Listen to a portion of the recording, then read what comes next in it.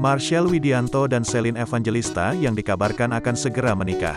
Isu tersebut tersebar ketika keduanya kompak memposting pas foto background biru di akun Instagramnya masing-masing. Foto tersebut layaknya potret yang digunakan di buku nikah.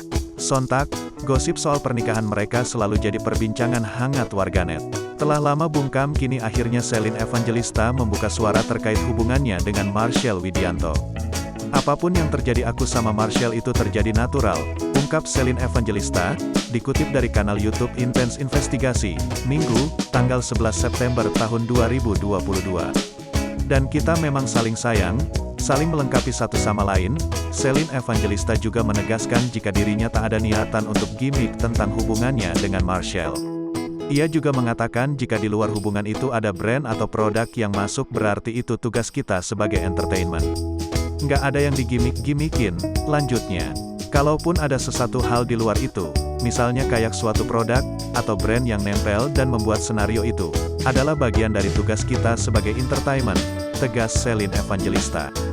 Bahkan Shelin Evangelista juga mengungkapkan jika Marshell itu unik dan berbeda dengan yang lain. Yang menarik, ya dia unik, ya berbeda dengan yang lainnya, dan dia baik sekali gitu, tutur Shelin Evangelista.